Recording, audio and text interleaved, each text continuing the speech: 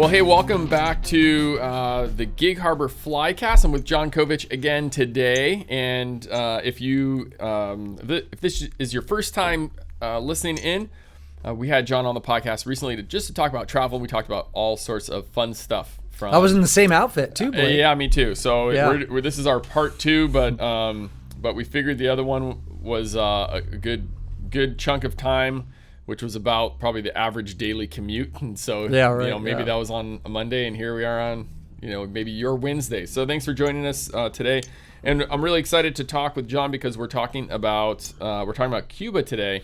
And so the last one was just more general travel stuff. And today, more specifically about Cuba, because the two of us have done quite a few trips to Cuba. Jon's done a lot more than I have. And it's a really interesting place. Most everyone knows where it is on a map. I don't even know if that's true, Blake. Well, maybe it's not. So, so Jon, like, when was the first trip you ever did to Cuba? When? Yeah. I've been trying to figure that out. It was late 90s. I can tell you that. Brian O'Keefe. It was with O'Keefe, and we were doing a chapter for Randall Kaufman's Bonefish book. So the big, really nice bonefish book that Randall did, we were doing the Cuba section. Brian did all the photographs basically for the book, but we kind of got the opportunity to go down and highlight Cuba because Randall did a section on each great destination around the world, Sure. And wrote about it. So we went down to shoot pictures of it and then write a little bit about it. So that was 97, 98, something like that. So how were you, was it legal for you guys to go, or how? This isn't recorded, is it? Well, that was like, no. And that was like a long time ago too, right? So it was certainly different, right? Yeah. It was different in a lot of ways because that was during the special period, which we should talk about. Okay. Mention that. So late 90s, to go from the U.S., you had to go to Canada, you had to go to Mexico, something like that. So we went through Cancun. Okay. And went in and did it that way. So, yeah, things are pretty markedly different now, right? Right. So Cuba has had the revolution was 60 years ago. Right. Where 1959 overthrew the Batista. government, Yep. Batista, and so in the 90s, the big, and I'm going to let you talk about it, but just to set it up is that it's when really the support of Russia, of the USSR. Went away and left Cuba high and dry. It's almost everything you talk about in Cuba today has a tie back to that time, right?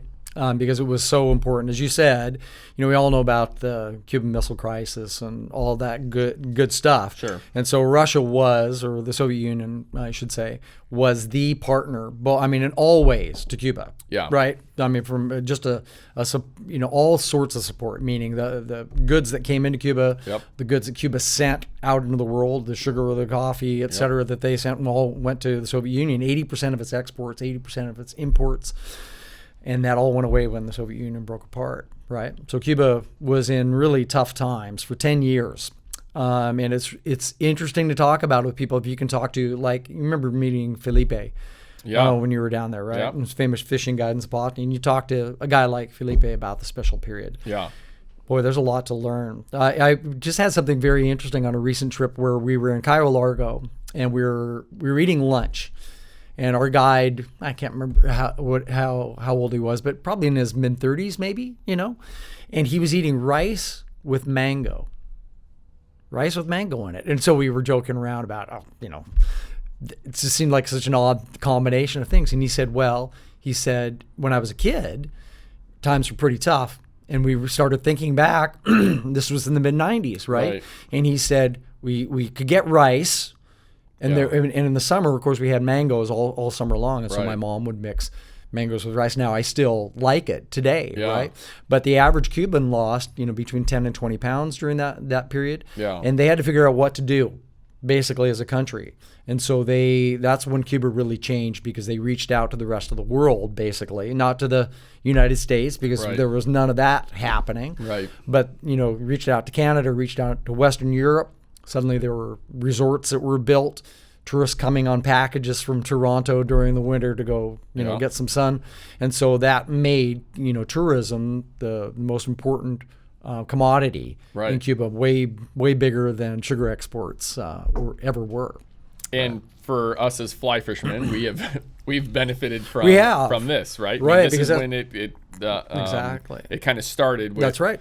With them just developing ecotourism and no, it's exactly right, because they were interested in all sorts of tourists, and obviously anglers provide tourism as well. And so I don't know the whole story about who in the government had the idea, but they somehow got in contact with these guys that were running an operation in the Canary Islands, I believe, Italian guys. Yeah. And that's who Avalon is basically now. And so this partnership was made, and the place you just went, Gardens of the Queen, staying on Tortuga, was the original fly fishing operation in Cuba, which happened in 1994, I believe.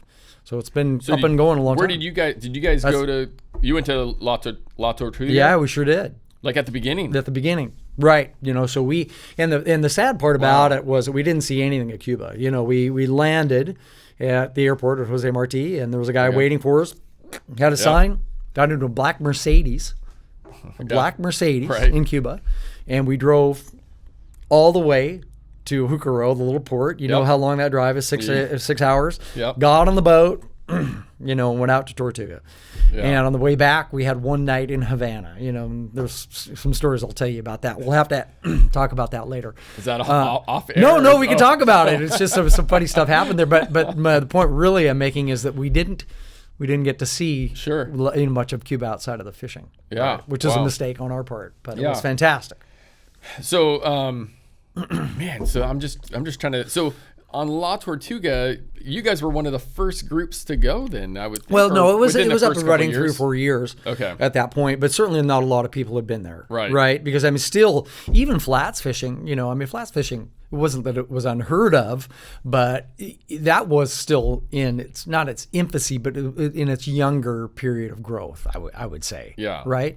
And certainly Cuba wasn't on the radar for most people. If you're a North American in particular, places like Belize were on your radar. Places like the Bahamas were on your radar, or Ascension Bay, probably, to a degree. Christmas Island, certainly, but boy, not Cuba. Yeah. Not Cuba, which is one of the reasons it was so awesome. Yeah. So, it's interesting to think about the country going through such a struggle and just resource poor. Yeah. Right. And then to have, with people just hungry. Yeah. Just that being a real issue of people living in poverty and just there being so much hunger. And then to have all of this fishing that they have, access to fishing they have around the island. It's a huge island and there's a lot of salt water.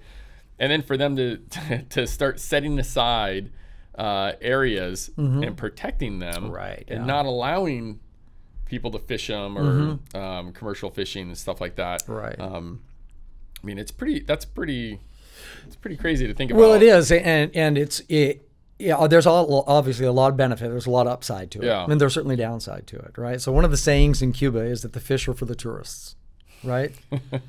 Because a local Cuban loves to eat fish, right? In large part because they can't get it very often, right? Now, they can get it if they go out and they sling a hand line off of Malecon in Havana and happen to catch one. Or if if they're close to salt water somewhere else and they can do the same thing. But in terms of them going to a fish market or something like that and being able to buy it, boy, it's just not available to them. Right, they're getting chicken. They're getting pork, and they're getting rice and beans, right? And so it's sad for the Cubans, right, in that regard. Now, the upside, of course, is, as you said, some of this was really done very purposely, right? Fidel became quite an environmentalist, right, in the 90s. And he basically said, this is what we're going to do. We're going to put 30% of our coastline into protected marine areas, into national parks, and to preserves. Yeah. Wow. And that's what they've done. 30%. Yeah, right. So, that's you think, crazy. All those places that we fish. Right, yeah. Who else do you see there? You see commercial lobstering, right, in season. That's the only other thing that you see. And so that has made it, kept it pristine is what it's done. And the other part that I always tell people, and when they say, why Cuba? right? This is part of the bigger question of why to go there as an angler. Yeah. Is that when you go to Zapata, for example, which you've been to several times, again, you don't see anybody else. Now, not just you're not seeing commercial fishermen, you're not seeing anybody else fishing. Right. Because they get a license, the outfitter gets a license for a geographic area, and they won't give a license to anybody else. So they've got that area just for them. You've got it just for you as an angler, and that's the biggest comment I get from customers, and why they fall in love with Cuba is they say, I feel so isolated out here, like nobody's been here before. So to your point, one of the things, so there, the hostess on the Georgiana, which is the liveaboard boat in the Zapata Peninsula, which is about 3 hours south of Havana, just west of the Bay of Pigs. The hostess is Denai. Yeah, she's awesome. And she's awesome. But one of the things, like when we're there, we're on this boat and we're anchored up, and the skiffs pick us up from the boat, and we go out and fish every day. And it's awesome because you're there in our winter, and it's sunny and it's beautiful.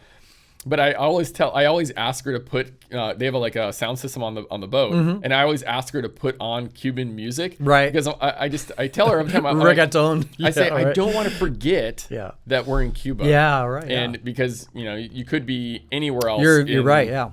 In the Caribbean or in the tropics, or whatever. But it's pretty awesome to be. It's pretty awesome. It is pretty awesome to be there. So the Zapata Peninsula. Do you know how many square miles that area is that's protected?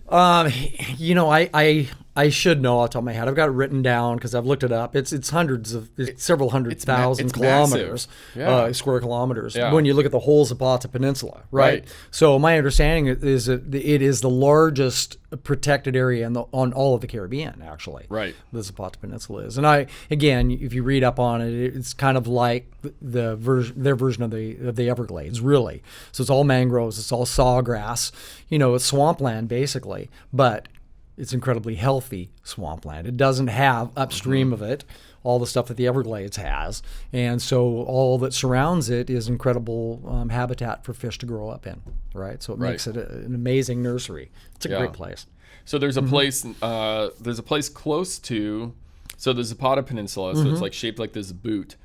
And the Bay of Pigs is on the east side of that. Right. And where the Georgiana anchors up is kind of in the western, kind of southwestern part of it. And when you drive down from Havana, you're kind of driving along the Zapata Peninsula. It's on your right-hand side a bit. And there's another fishing operation that John and I have both been to that is where you kind of headquarter at the head of the bay, Playa Bay Larga. of Pigs, Playa Larga, and then you drive west over to Las Salinas, right? Exactly, and it's about 45-minute drive or so.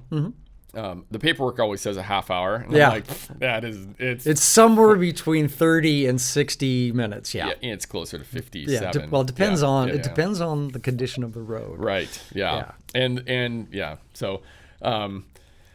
But you get to see making that drive through there, driving through the park. Yeah, you get to see the swamp and all these birds, and you get to see. I mean, and you just look around, and you're like, man, look at all these little hiking trails, and you're like, oh, those are from wild boar. Or something. Right. Yeah, I mean, it's exactly. It's just it's fairly. No, it's fantastic. It is fantastic, and your point there. Part of your point is that there are two fishing operations there, right, and they are really different. They're for different people, but again, the thing to really understand is they don't cross over. You see, every once in a while, you see the other guys, right? You're like, those aren't our boats, but they're on the other side of the dividing line, basically, and they each have their separate areas.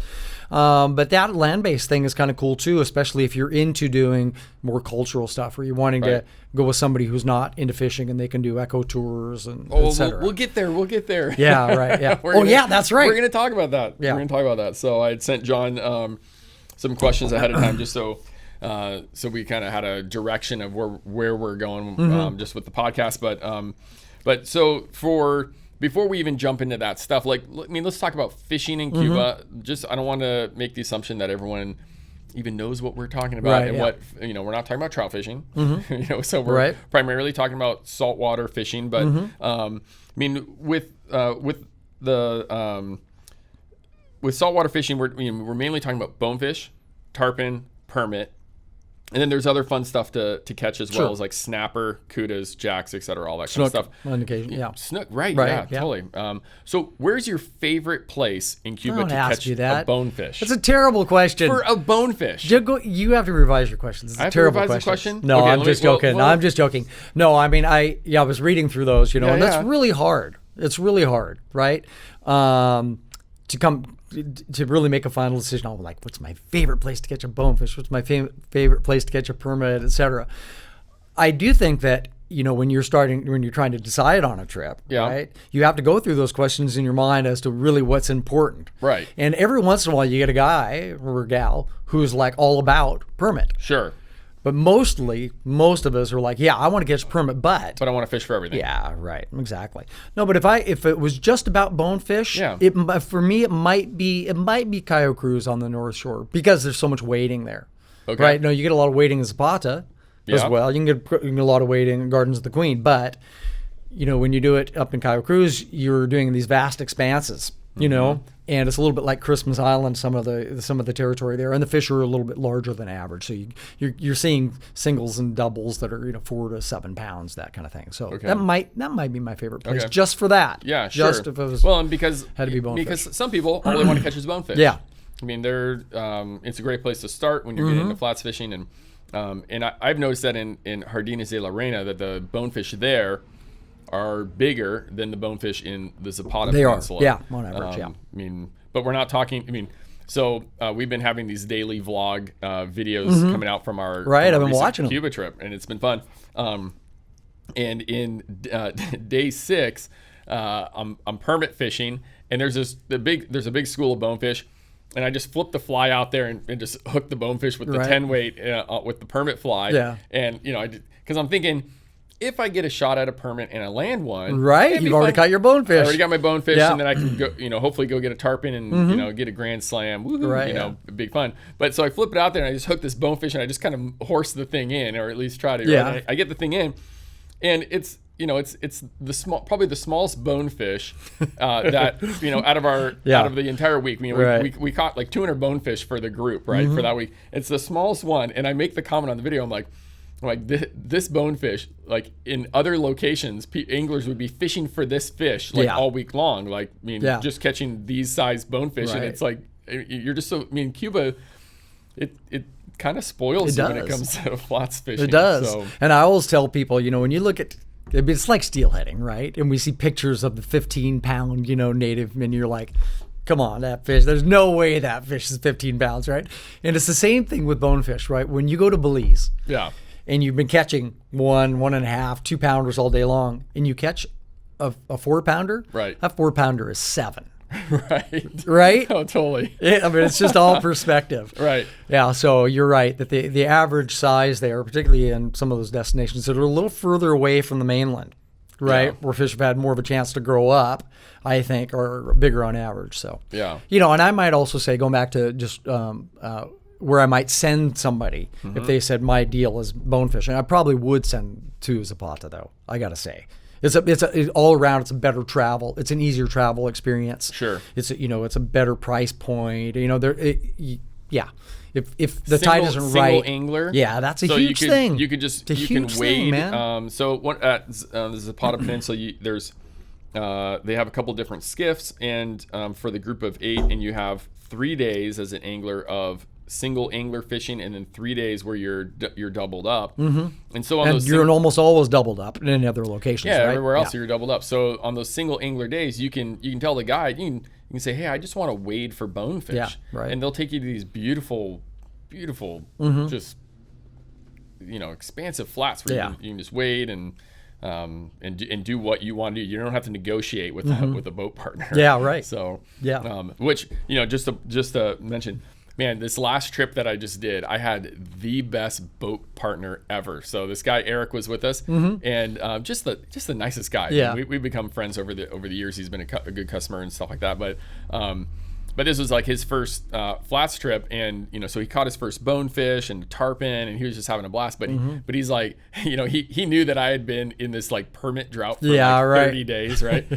And so if we were in a permit area, or we would focus on permit for just a couple hours each day, he was always like, get up there. Oh, he's like, nice I can't guy. cast out a permit until you break your slump, Yeah. And I'm like, oh my gosh. So so he was like just crazy generous about that. That I think was pretty lucky. Yeah, it was a gift for sure, because I ended up getting a very nice permit. I saw, and beautiful fish, man. And so then the thing that was hilarious is that, and we have this in one of our videos.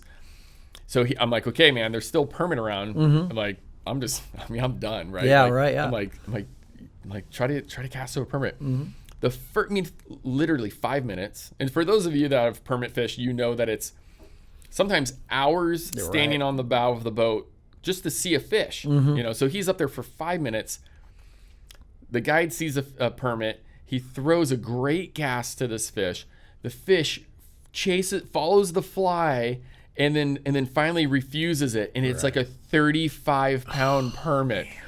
Like, wow. Just like he's so lucky he didn't catch that fish. Oh, isn't he? Oh, I would have thrown him out of the boat. Well, not only that, but he probably would never have got another permit in his life, right? That's a total way to jinx yourself. You just used up all of your potential permit luck for sure. Exactly. So, okay, so bonefish. Average size fish. It's not like bleas where they're 1.5 2 pound fish. No, and as you said, in Gardens of the Queen. Yeah. Or in Zapata, both of those places have fish of all sizes, right? Like you talked about that little fish that you caught in the school, and there's certainly fish there. Both those places that are 7, 8, 9 pounds, right? Yes. There are. So you get a little bit of everything. But I think the other thing I just love about both of those locations is the diversity of habitat that you find just bonefish in. Right. As you said, you can wade a hard flat, you can wade a soft flat. You can push back country in the mangroves where fish are mudding around, amongst the sticks, right? Yeah. You can fish for fishing schools, you can fish oceanside flats, et cetera. It's so diverse that I just love it. Both of those places in particular. I love those oceanside flats where you're just like too. You're along the beach, and especially for permit too. Yeah, like that's great. But but bonefish around they're there, usually bigger than average too, right? Oh yeah. And if you find tarpon there, they're usually a little bit larger as well. And, definitely harder to see. Yeah. Oh yeah. But it's pretty cool. Okay, so let's switch gears. Tarpon. Sure. Tarpon go on a migratory route. The adults do, and so there's parts of Cuba where migratory fish, we're talking large fish, they'll go by, and there's other areas that won't get them. Right. So if people are interested in targeting large fish, when, where, what's that kind of look like? Sure. So the tarpon migration is generally spring through sometime in the summer, depending upon the location, actually. Yeah. Some of those extend all the way into the fall. Some kind of end in July, right? Okay. But that's kind of the tarpon migratory season that you see in Cuba. And I think we should also kind of qualify that migratory tarpon, on average, that you're seeing in Cuba are not 150 pounders. They're not what you might see in the Florida Keys or you might see in Costa Rica or someplace like that. We're talking 60 pounders, 50 pounders, 70 pounders, which we all know are the perfect fish. Yeah. Absolutely the perfect fish. So some of the great destinations for those fish are Island of the Youth, which is on that southern side. Yeah. Gardens of the Queen as well. And then Cuba's North Shore, Gardens of the King on the North Shore is another really good one. Probably the destination that has the largest fish on average during that migration. Maybe because they're closest to the Keys or something like that. Yeah. But the other thing, that is really important to mention is that, like in a place like you just went to, there are tarpon there every month of the year, right? So you shouldn't ever go there and not be able to cast a tarpon, right? Which I think is, again, what makes it such a great destination, as Zapata is as well, right? So for a person who's wanting that well-rounded sorts of flats experience, they can catch a little bit of everything. Yeah, so I think on our last trip, our biggest fish was about 40 pounds. That's a big one for that time of year. It was a great fish. We got like a 30 pounder that same. I think it was that same day. I mean, they kind of the days all melt together, right? Exactly. One of the other guys got a fish that was 30, 35 pounds, something like that. So we had some nice fish.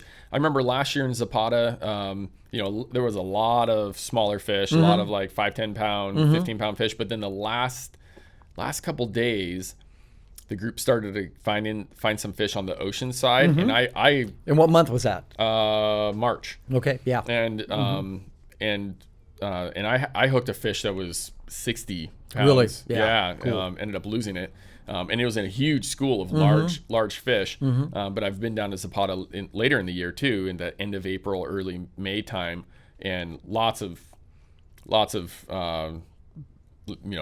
40, 50 pound fish in huge schools. And what's funny about it is it's really not known for being one of those places where you see as many migratory tarpon. But right. You're right. Those months of the year, and certainly on those outside places, you seem to run into them. Okay, sure. so some of the, and we'll get back to different fish species and stuff like that, but like some of the operations in Cuba, it's different. Some of them are land-based, some of them are liveaboards and stuff like that. So talk a little bit about what that looks like. Sure. Well, I mean, I think the first thing to understand is that there are some places that can only be liveaboards, and simply because of where they are. So when you went to the Gardens of the Queen Archipelago, Jardines de la Reina, so it's an archipelago that's 100 and some odd miles long, but it's 50 to 60 miles off the Cuban coast. So what are you going to do? You're not going to stay on land and then have to get out there every day to go fishing, right? So liveaboard boats make sense because, again, it's a marine park. It's a national park, so they don't allow, there are no resorts that are built out there. So you're forced to stay in a liveaboard boat. Why? Hey, there's nothing, I mean, I say forced, but it's the way to go. Let's face it. Right. It's awesome. Yeah, it's great. Zapata, when you want to access that more remote area, is a liveaboard boat as well, because it's all swampland. So there's no, and again, national park, so there's no building of resorts. Then there are some other places, particularly there's more of them on the North Shore, in the Gardens of the King Archipelago, named after King Ferdinand of Spain. And there, because that's an important area for tourism in Cuba, but it also has great fishing. Right. But it has all these resorts that have been built out there. And so you generally will stay there at the resorts and then access your fishing each day. And luckily, it's pretty close by. Yeah. But it's a different feel, right? Because you're then with general tourists, you're with families and couples and Canadians. Canadians and Europeans. Yeah. A lot of Canadians, man. Which is great. I have there's a couple of Canadians that have done several trips with me that I love. I mean, these guys are they're excellent.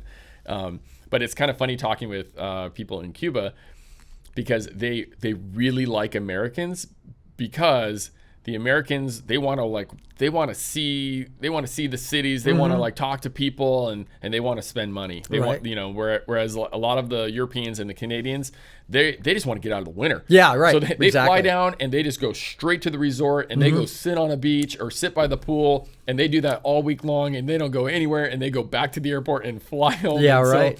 So as far as like, for the Cubans, like it doesn't, that kind of tourist spending and stuff like that doesn't trickle out into the economy of just the regular people, like Americans just come and want to see the old American cars and all that kind of stuff. Right.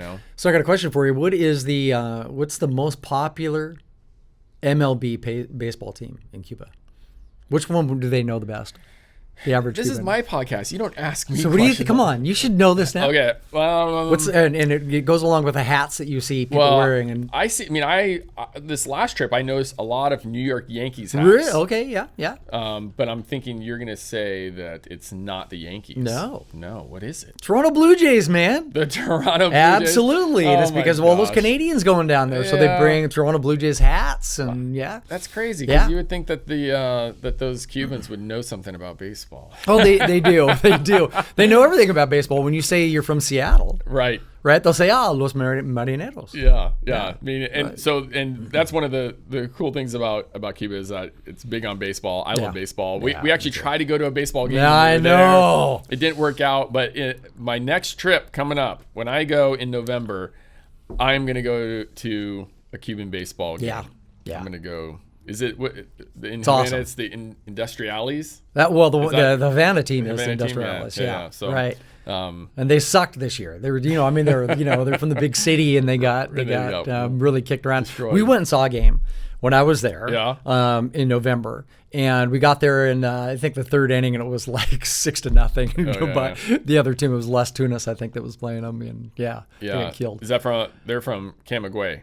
Camagüey. Cienfuegos. Well, all those places have teams. Yeah, right. I know. Yeah, so there's how many provinces in Cuba, and every province has a team, right? Yeah. I'm just trying to remember where There's Las Tunas, Camagüey, Santa Clara. Yeah. Island of the Youth has a team, or Pinar del Rio has a team, et cetera. So yeah. Okay. Baseball. Yep. Okay. It's awesome. Join us in Cuba, and we'll go to a baseball game. Right. So on that North Shore, there's more resorts. Mm-hmm. The South Shore is where more of the liveaboard stuff is. Generally speaking. And some of these liveaboards move around depending on the season, if it's like during the tarpon season or stuff like that. So exactly. Island of the Youth or different areas. It's a simple, for the outfitter that has to kind of organize the stuff there. So they're selling to fly anglers, by the way. Right. They're selling to ecotourists, so selling to divers. Yeah. And so you're right. They'll move boats from place to place depending upon when, like when the tarpon migration happens at the Island of the Youth, they'll bring a boat over there. Right. Whereas the rest of the year, it's out in Gardens of the Queen so that divers can use it and ecotourists. Okay, so Island of the Youth, you go there for tarpon. What can you expect in a day of fishing? Well, it's tarpon fishing and they're migratory fish. Sure. Right, so we just always have to say that. But they also do have tarpon that are there every day of the year. Now, it's a unique habitat. So, everybody get out your map. Go to Google Earth and look at a map of Cuba. And Island of the Youth is the largest of the islands that surrounds the Cuban mainland because they've got several archipelagos, right?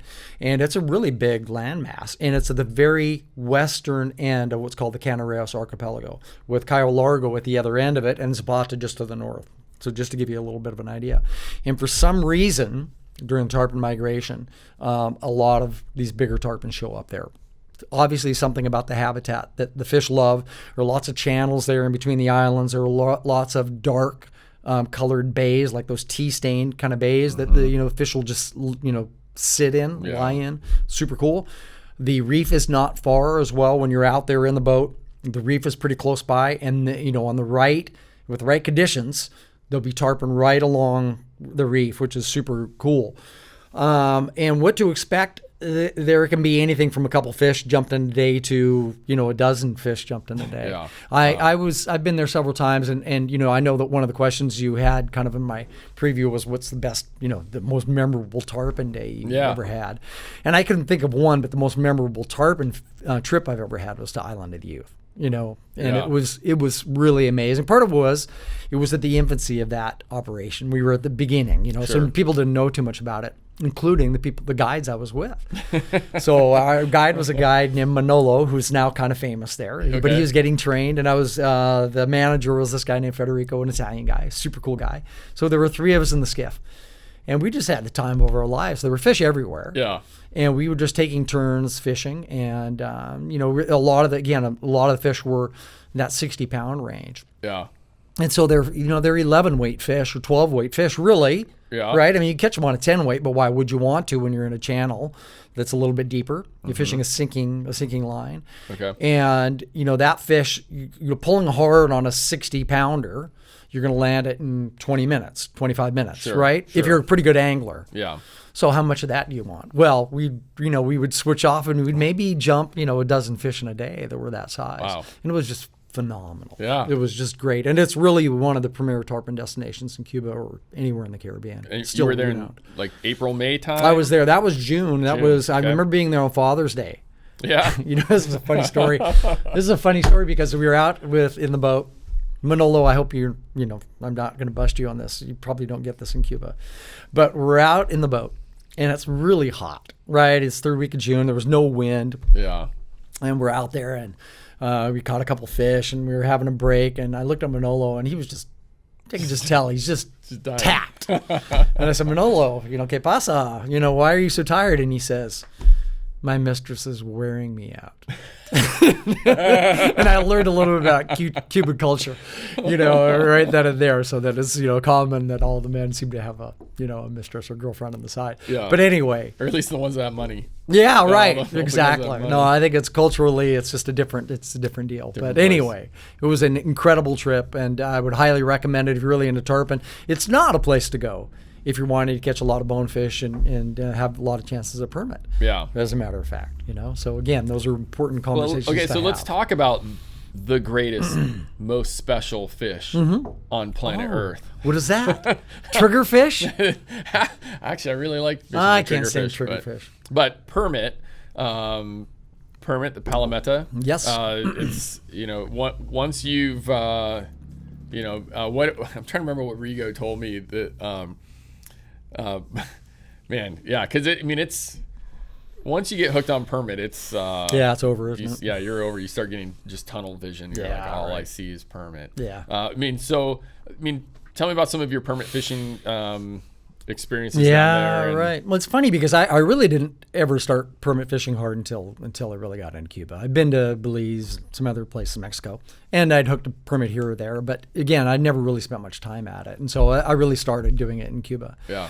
And as you know now from being there as many times as you have, it's got some incredible permit opportunities. Now, there are some places that are really famous for permit. Yeah. And there are places that aren't as famous for it, but that are still incredible permit destinations. Like Gardens of the Queen is not when people talk about the best permit destination in Cuba, it's generally not, the top one.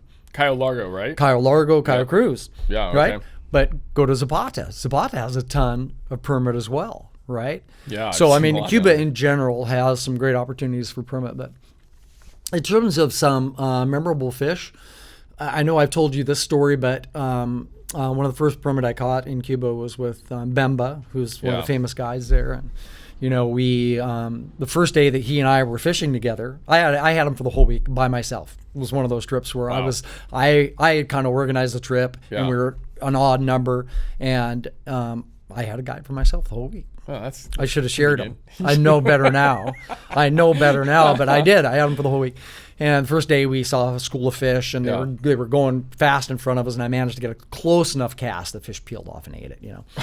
And so and it was really striking to think back on it, because I'm fighting this fish, and Bemba is being as professional as a guide can be. Sure. Right? He's saying, "Hey, let the fish go." He said, "I'll pull after it," right? So we'll keep up with it, keep the rod high, don't touch your drag, right? Right. Just calm, professional, keeping me really in the right space, right? Yeah. And so we finally get the fish close, and he anchors the boat.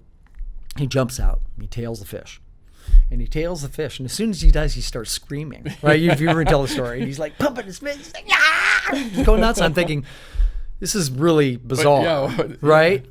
And so we do the whole thing. We take the pictures and we let the fish go and we high five. And I say, "Bemba, what is the story?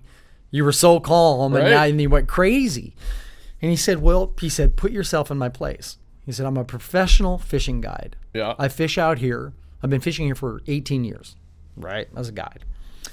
And every year I get anglers from all over the world that come here. And it's the only trip that they do in the year. Most of them. It's their only saltwater trip they do in the year. They can't cast 30 feet, most of them. They can't see the fish, right? And even if they can see the fish, we got to find a fish that will eat the fly. We got to find a fish that won't spook. Right. If we hook the fish, we got to find a way to keep it out of the coral. And so he says to me, that permit was number 53.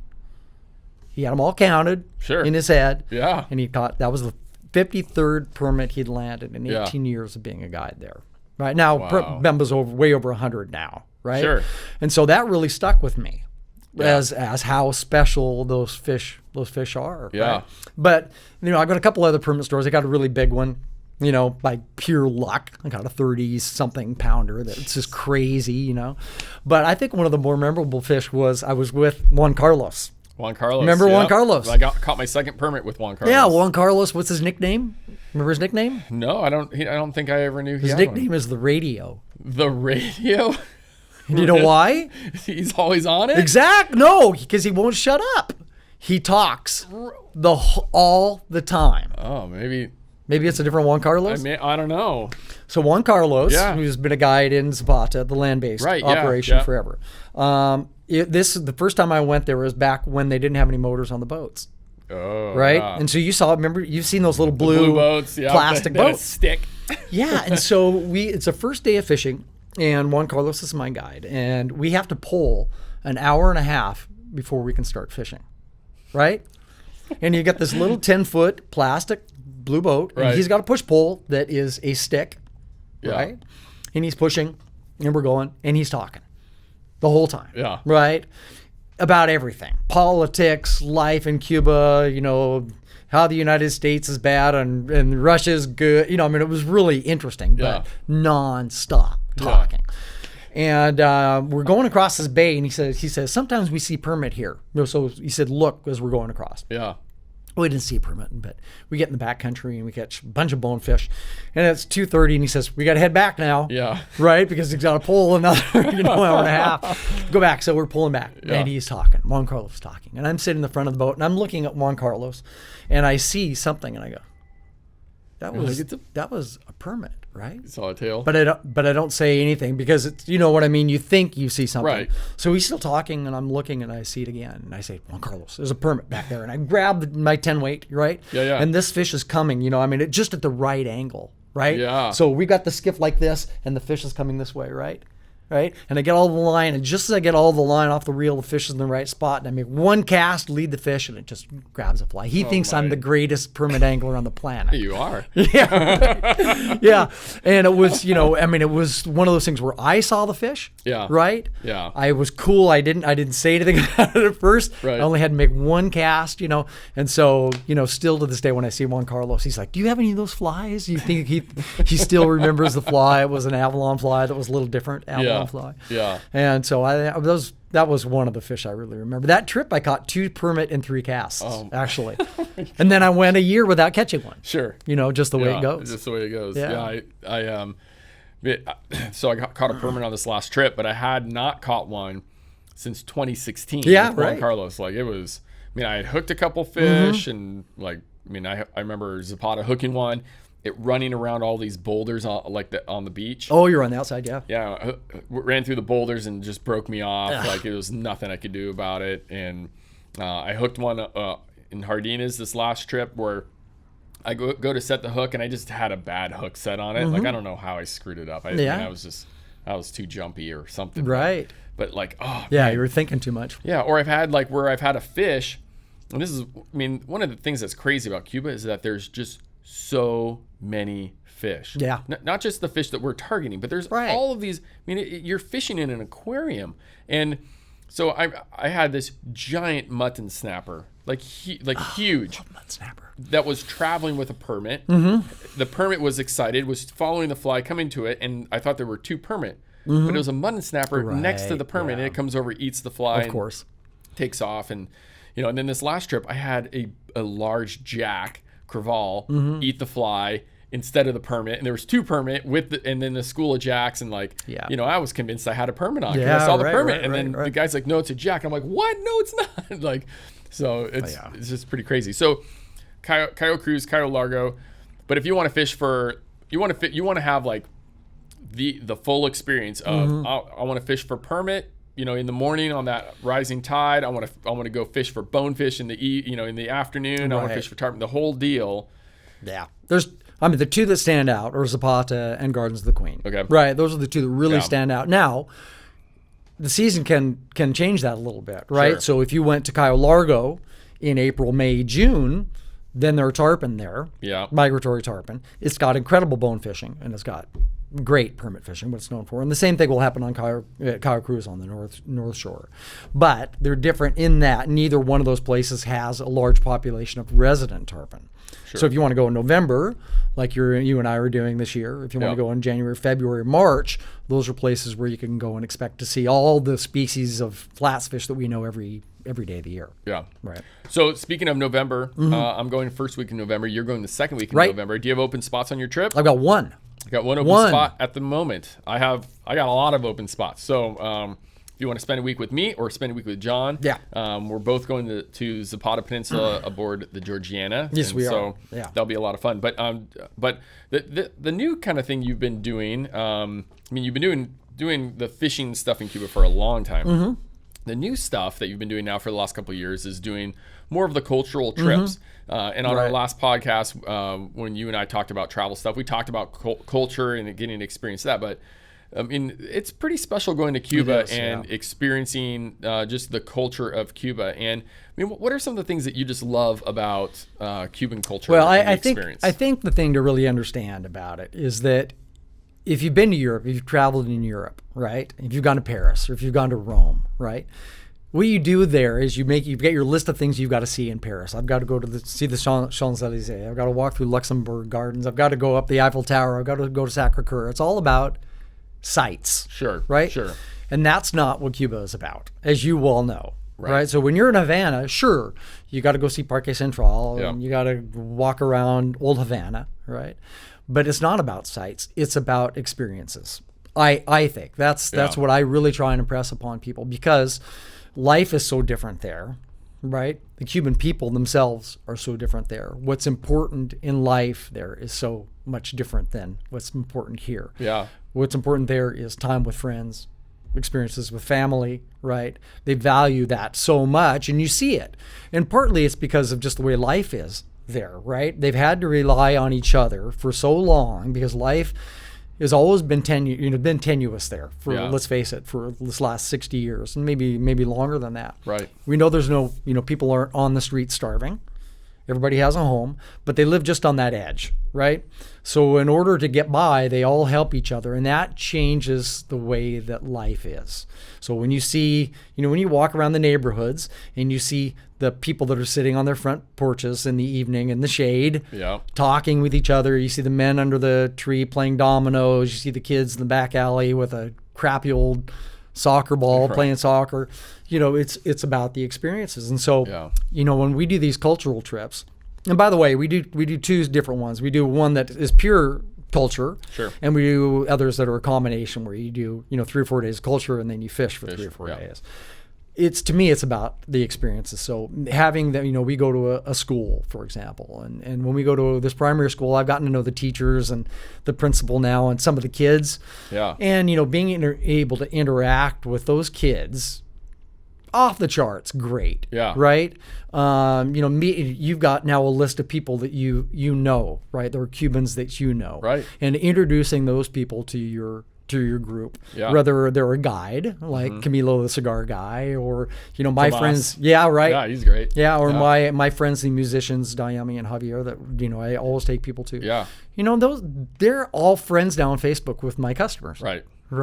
Yeah. And that's kind of what happens in Cuba. So to me, it's about the experiences, and there's nothing I like more in Havana than going on those back streets in Centro, or being on the outskirts and having to be a little bit uncomfortable, right? Yeah. Making yourself a little bit uncomfortable, getting lost a little bit. The good thing about Cuba is you're never in danger, right? It's not a dangerous place to travel. Right.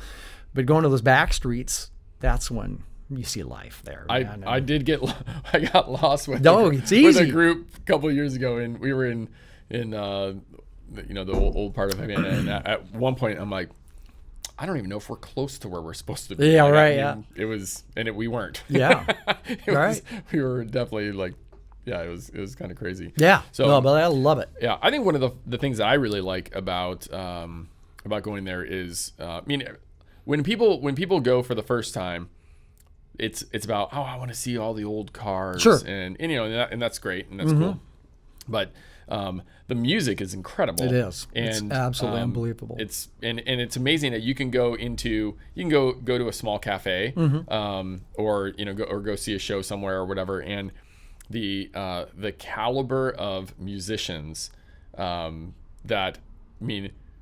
it's just over the top. I went to a jazz club this last trip, and which one, by the way? The El Cuervo what's it called? Yeah, it's in Vedado. Yeah. It's on 23rd. Yeah, right. So, and it was $15 to get in, and that included two drinks, right? And so And the band that was playing, I mean, it's a small venue, just over the top good. And like we went, we did a dinner thing, El Guarajito. Right. And oh my gosh, like we got to see, there was original members from like the Buena Vista Social Club that were there, like, you know, they were in their 80s and stuff. Right, and I mean, is just incredible. So, I mean, for me, I love seeing that part of it. But then, like, you know, just getting to know the local people is really interesting. But here's the thing that I really want you to talk about is that life in Havana is very different than life in the countryside. And if you go to Jardines de la Reina and you're going to take the bus ride, you get to see plenty of the countryside, and you get to see how, you know, the rest of the country lives. And it's a big island. It's what did you say, 700? It's almost 800 miles from east to west. 800 miles long, and so it's not. So Havana is not all of Cuba. No, it's not. But it's funny, right? So as you said, the island's almost 800 miles long. Yeah. It's got 11 million people. 2 million of them live in Havana, right? And it's funny when you get to know Cubans and you hear them joking about each other. There are only two kinds of Cubans.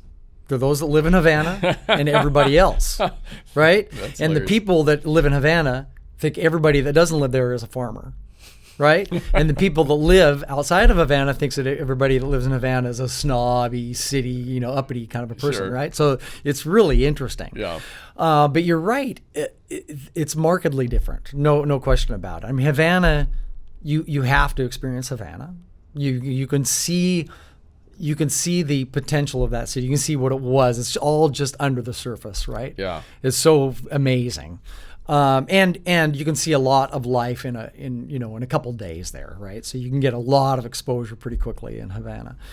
And then in the countryside, I mean, all you have to do is when you're flying into Cuba is just look out the window of the plane. Right. And as you're on approach for, that shocking. 20 minutes. You're like, it's just green. Fields. Yeah. It's green. Yeah. Right. And it's largely an agricultural island for sure. And you do have to recognize that when you travel outside of Havana, it's not all amazing. Okay, I mean, there's a lot of Cuban towns that all look the same. And there's not much there for you to see unless you're really that kind of adventurous traveler that wants to, carry the camera around and go on back streets and do that kind of thing. Yeah. It's just really the case. But there are a couple famous places that they're not undiscovered. You're going to see other tourists there, but they're famous for a reason, and they're amazing, right? And so those a couple come to mind are Viñales. Have you been? You haven't been to Viñales yet? Not yet. You've been to Trinidad yet? No. So those are two that really come to mind. I mean, Trinidad is one of the original Spanish cities, right? And it's a UNESCO cultural heritage site, and it's just beautiful. But Viñales is kind of my favorite. Yeah. Because what's cool about it is it's pretty close to Havana, so you can get... It's west of Havana. Yeah, it's west of Havana. It's in Pinar del Rio province, which is famous for growing tobacco, right? But what's cool about it is you can do it in a day trip, really, from Havana. It's a long day. Yeah. I recommend that you go spend a night or even two over there because you get to experience what you just talked about, where you're doing that long bus ride to Jardines. You get that in a couple hours. So you're outside of the city. You're seeing the fields, you're seeing them, the guys tilling the fields behind oxen. You're seeing all those people that are hitchhiking along the freeway, right? You're seeing the horse carts and all that stuff, which you're not seeing every day when you're in Havana. Right. And when you get to Viñales, it's stunningly beautiful. It's a unique habitat in Cuba where it's this valley that is ringed by these incredible rock formations, and the air from the ocean, flows in and then stays in the valley, so it makes it cooler and it makes it great for growing tobacco, and it's verdant, green, lush, and I can't get enough of it. And I try and go there every group if I can, and we've got made great friends there and great accommodations. You need to go, honestly, and I'll introduce you, and you'll want to go every time. It's stunning. I'm planning on it. So it's great. That's awesome. So what other aspects of the cultural trips that you guys do, what are some of the other parts that are the standout? Some of the standouts for me. So, when we're in and around Havana, as I said, to me, it's about the experiences. So we'll do the car rides, we'll get the classic American cars and tour the city. We'll do a walking tour of old Havana. Those are the things everybody has to do, right? Gives you a lay of the land. But the stuff that I like to do, again, is the stuff that I think gives you the experiences. So it is, like I said, going to the school. It's spending an evening in the apartment of my friends that are musicians, you know, that I think is so fantastic. It's spending time with Camilo, the cigar guy. Yeah. Right? I mean, you get you go and do that cigar tour, which is awesome. But Camilo is, you know, he's one of those guys. I mean, he just wants to talk. He wants to go have a drink with you. I sent some people there recently. They were not even customers. They're just people I know here that live near me. And they got back and they said, we spent a whole day with Camilo. I said, what do you mean? They said, yeah, you know, we did the tour with him. And then he said, why don't you come out to my house, you know, tomorrow? And they spent the whole day with him at his house, right? That's awesome. And so, yeah, it's really about those experiences, you know? So, I mean, just like you, I mean, maybe I've got a little bit longer list than you do because I've been there a few more times, but I got a long list of those people that I want my customers to meet and to interact with. Sometimes it's just a taxi guy. Did I send you the picture of the worst taxi in all of Havana that I use regularly now? I don't know, but I think I might have been in that one. You might have. I flagged one down a couple years ago, and I was like, ooh, this is a mistake. Oh, yeah, man. I mean, a trip earlier last year, in the middle of last year, we got dropped off of Parque Central, you know, on our way after fishing, and we were trying to go to our little guest house, and you got, you know, a mountain of luggage, and there's 5 of us. Yeah. And so we're trying to get taxis, and there's this one guy he's trying to get us. Yeah. As opposed to us trying to get him. So immediately you don't want him, right? But he was persistent. Yeah.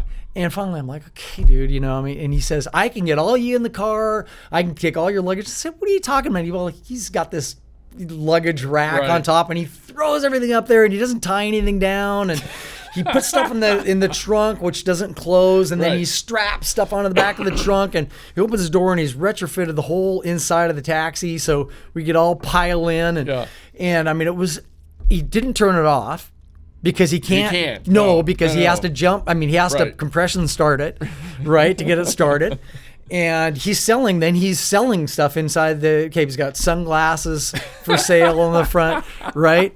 And now I use him constantly, right? Him and his son. I mean, I've got a Cuban cell, because it's as a, you know, I'm kind of guiding in a way, so I can call my taxi. I can make reservations at restaurants and that kind of stuff, and I'll call him up, say, Rodolfo, I need you. I need you and your son. You know, they've each got a car, and you know he's reliable, and it's a gas. He's reliable. I mean, the car is not broken down on me yet. Really? Okay. But 2 different times he's had to compression start it. Yeah. Right. Yeah. We've only had one mechanical issue in a car when.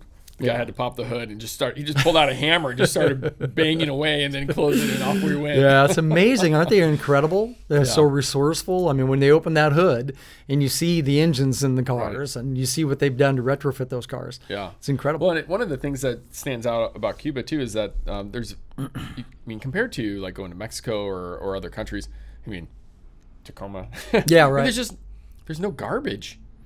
There's very little garbage, and partly it might be because, you know, everyone's got a job, and so I mean, people are cleaning up garbage. But I think part of it might just be the resourcefulness of the people that, like, they don't throw stuff away. They don't throw stuff away. Like, everything gets turned into something. No, like, it's true. They use stuff. It's true, and everything gets fixed. You know, I mean, even besides things that are obvious like cars, right? Rice makers. Right? I mean, everybody eats rice in Cuba, right? And they have rice makers. The rice maker goes out here. I mean, you go and spend $50 and buy another one. Well, no. In Cuba, there's a shop that will fix your rice maker, right? There are. And that guy that's fixing your rice maker is then going to fix the sewing machine, and then is going to work on somebody's coffee pot, and then is going to build a BC bike taxi thing, right? They can do anything. It's incredible. And might not be replacing the parts with the manufacturer. Oh, he's certainly not replacing the parts with the manufacturer's recommended part. Yeah. Okay, so we didn't get into this part, but we probably need to talk about it because people are always ask me, isn't it illegal to travel to Cuba? Didn't the Trumps shut everything down? Why did we start out with this? Like, we should have started out with this, but this is the gold at the end that for all those that stuck with us. So talk a little bit about just what it looks like for people to legally travel to Cuba. Right. And, well, I mean, it is a bit confusing. Let's lay that out there, and that's why we're here. That's why you're here. It might change by the time this goes live, too. Exactly. It's like the weather, right? Yeah. So the one thing I always tell people when they say that to me. Isn't it illegal to go to Cuba? I mean, and they you can tell that they're kind of really questioning the validity of things. I always say to them, there are 17 daily flights from the U.S. to Havana every day of the year. So if it's not legal, why are there 17 flights a day? Right. So that's the thing I start out with. So American flies there, Delta flies there, JetBlue flies there, blah, blah, blah, blah, blah. So, but things have changed. So what Trump has changed is, most importantly, he's reduced the number of legal categories of travel, right? That's in itself a little bit confusing. It used to be when Obama opened things up, the big category of travel was the people-to-people category, right? Which meant that they were encouraging U.S. travelers to go and interact with the Cuban people. And that was your excuse for being there. It couldn't be tourism because we still had a travel embargo to Cuba, right? So it couldn't be tourism, but it could be interaction with people, which was basically tourism, let's face it. Sure. So Trump that's one category that's gone, for example, and there are fewer legal categories of travel. Yeah. So you have to go under one that's a legal category of travel, and there are a couple that work out for us pretty well. Yeah. The other things that have changed is you can only fly into Havana now from the U.S., whereas before you could fly into Camagüey and Santa Clara. Yeah, we had to cancel flights and rebook. Yeah, so it made it a little, it's certainly still all fine. But when you're going to some of those more remote fishing destinations, it means that you've got to do those long overland trips. So again, you have to organize your trip with somebody that's aware of that and is honest with you to tell you, hey, understand that you've got this long bus trip at the beginning of your trip or whatever. So anyway, you can only fly in and out of Havana now. They reduce the places that you can stay at. There's a list of places that you can no longer stay at. Generally, they're big resorts that are owned where the Cuban government has a share of the ownership. And the idea is that, as a traveler going there, you're then putting money into the coffers of the Cuban government, which perpetuates a communist society, blah, blah, blah, blah, blah. Yeah. It's ridiculous because when you go there and you stay at a casa, like you do, they pay a nightly fee to the Cuban government as well. So you're doing the same thing. Oh, sure. The cruise ships are no longer allowed to go there from U.S. ports as well. So those are the things that have changed, but it's still totally possible to go. Yep. I do encourage you to do it the right way. Talk to somebody who knows what they're doing. I encourage you to have the paperwork that supports your trip. I think it just makes you breathe easier. Sure. I mean, do you want to take that risk? And it only costs $100 to get the paperwork. Yeah, that's exactly right. If you're doing it the right way. Yeah, pay the $100, get the thing, and then you're all good. Yeah, so we certainly, we're a professional agency. We try and do things that way. Yep. Because they want this business to be going on a long time, so they don't want to put themselves at any risk. So they do it the right way so that you're protected and we're protected as well. Cool. Yeah. Well, hey, thanks for being on the podcast today. You, Blake. And you have some cultural trips coming up. I do. Boy, I've got a full year. This year is full and booked and everything. And I've got, like you said, one trip in November. I've got one space on. Other ones are all full. And I'm really kind of planning my trips for next year. Now, generally speaking, for me, and I think you kind of work this similarly, but the cultural trips, in a way, I let people come to me. Mm-hmm. In a way, because a lot of times people come to me and say, hey, it's me and my wife, and we've got another couple, 4 people, a couple other couples who would like to go, and then we work out a trip together and we plan it together, right? Yeah. So generally they're a little bit grassroots, if you want to call them that. You know? The other trips, the fishing trips, because there's only limited space on the boats, we have to kind of plan out. Totally. The cultural trips, I'm a little bit more free and easy about. So you're looking at doing some for 2021? Absolutely. Yep. So I'm planning on doing a cultural trip 2021. John's going to be helping me kind of put some stuff together because it'll be kind of my first cultural trip down there, but it'll be my 8th trip to Cuba. Mm-hmm. But John's got some stuff, so you can reach out to Jon, joncovich.com. Follow him on Instagram. It's just Jon Covich on Instagram, right? Yeah, it's actually Cuba Fishing on Instagram, I believe, and Cuba Fishing Outfitters is my little deal here that's on the mug, or Flywater Travel, of course, as well. Couple different ones. Yeah, but I encourage people to reach out to me directly. I like getting the phone call. Go to my website.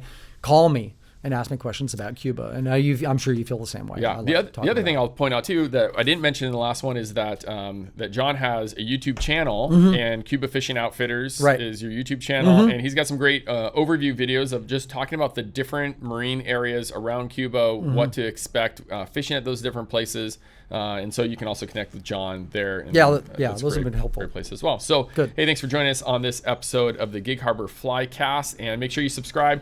Also, all of our interviews are on YouTube, so you can check them out there as well. And we'll see you on the next episode.